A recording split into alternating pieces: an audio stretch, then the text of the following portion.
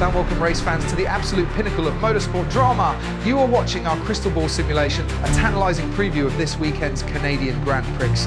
Live from the legendary and lethal circuit Gilles Villeneuve, the major storylines are already boiling over. At the front, the McLaren civil war between championship leader Oscar Piastri and his supposedly best mate Lando Norris is set to explode. Behind them, Max Verstappen, the former king, walks a terrifying disciplinary tightrope, just one mistake away from a race ban. And what about Lewis Hamilton? He arrives at his old happy hunting ground. This is poised for chaos. And it's lights out and away we go for the Canadian Grand Prix. The charge down to turn 1 is clean for the front runners. Then a textbook start from Max Verstappen. He holds the lead beautifully into the first chicane. And Lando Norris plays the dutiful teammate for now, slotting in neatly behind Oscar Piastri. Just checking the rules of engagement here. Are we on papaya rules from the get-go? I've got more pace than this, just so we're all clear on that.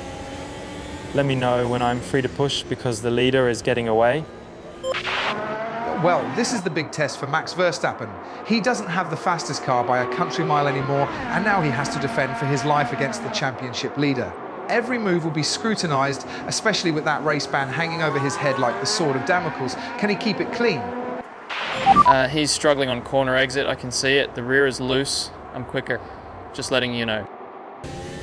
And a gap is already starting to form between the two leaders and Lando Norris in third.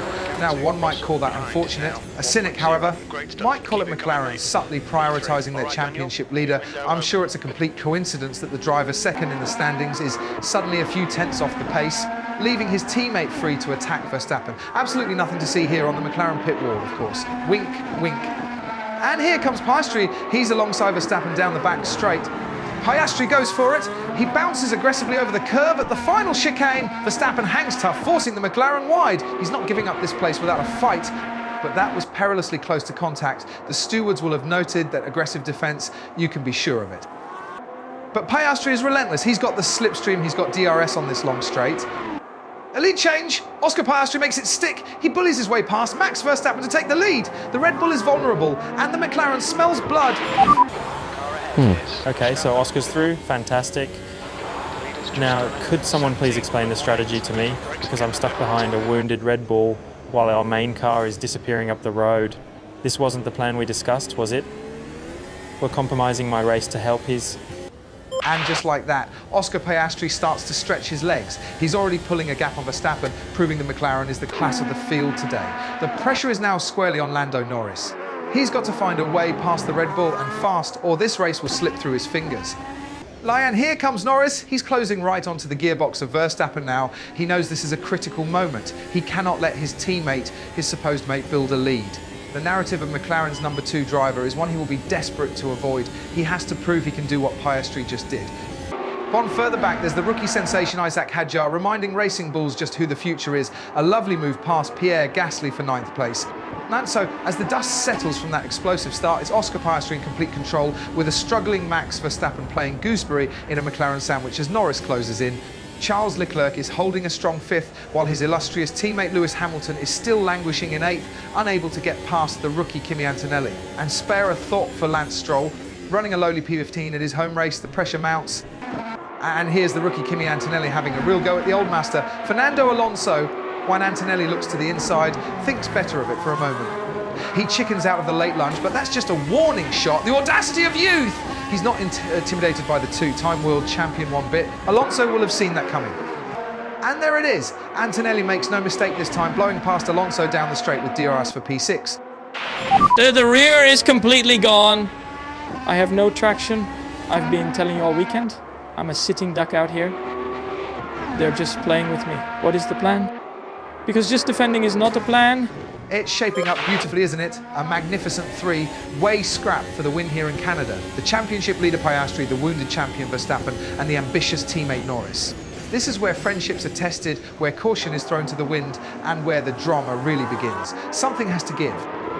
Then lead change, would you believe it? Max Verstappen pounces, Piastri runs a fraction wide, and the Dutchman needs no second invitation. He's back in the lead! Sheer opportunism! Simply lovely. Okay, now let's see if we can hold this. Give me all the info you have on Oscar's tyre state. He pushed them hard to get past me. Let's make him pay for it. And now Verstappen and Piastri are starting to edge away from Norris. Oh, the irony, Lando is being left behind by the very battle he was complaining about being stuck behind. The team must be squirming. And guys, I am quicker than both of them. Can you not see that on the data? I'm just sitting here, managing my pace, watching them fight while my race is being ruined. We are throwing away an easy 1-2 finish, and we are definitely throwing away my race.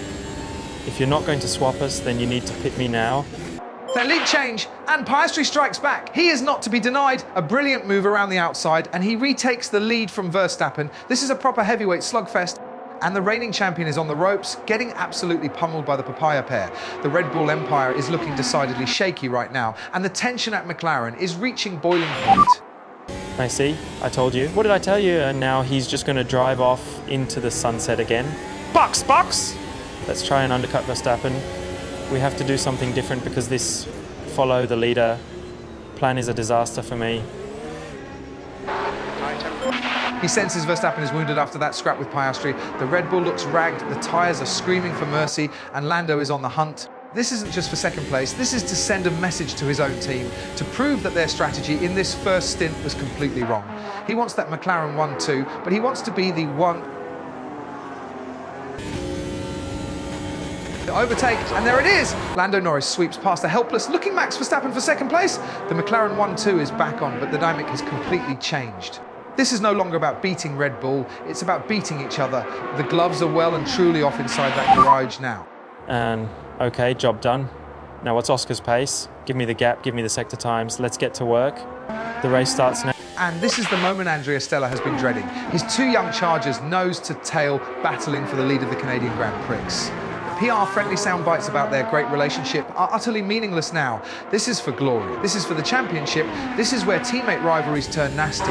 Who blinks first? And will the pit wall dare to intervene and cause a complete and utter meltdown?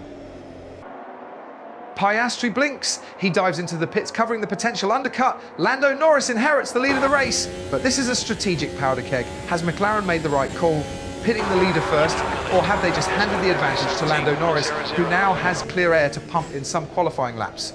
The WhatsApp group chat is going to be electric tonight.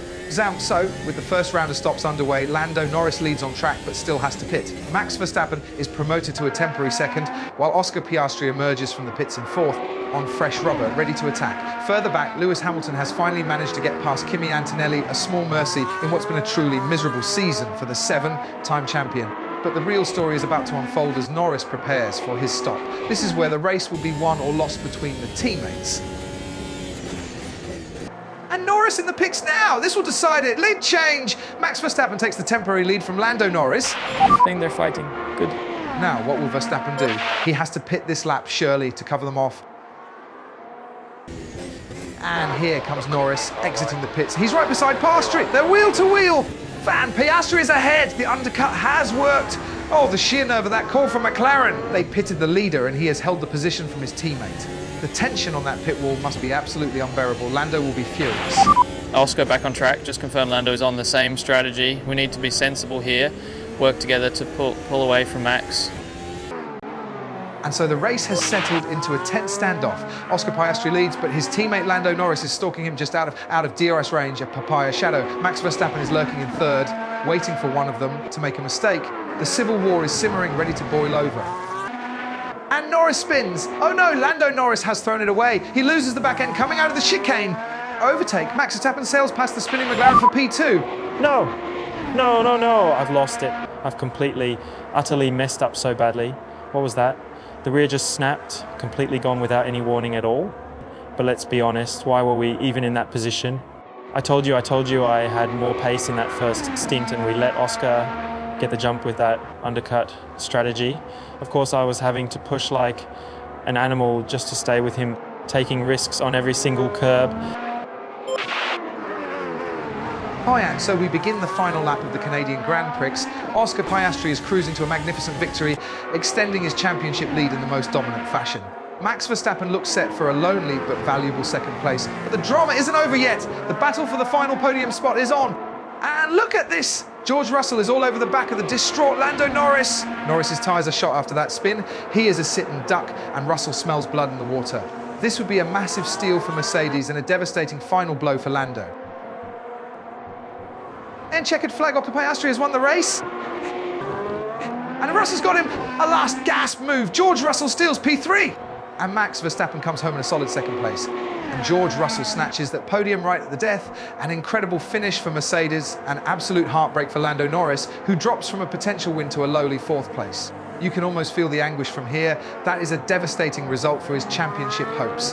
Charles Leclerc crosses the line in P5. So what an absolutely spectacular Canadian Grand Prix. Oscar Piastri delivers a champion's drive, tightening his grip on the 2025 title, while his teammate's dream turns to dust right before our eyes. Lando Norris's heartbreaking spin will be the talk of the paddock. Max Verstappen salvaged a brilliant second, but the pressure is mounting on Red Bull. What does this mean for the McLaren civil war?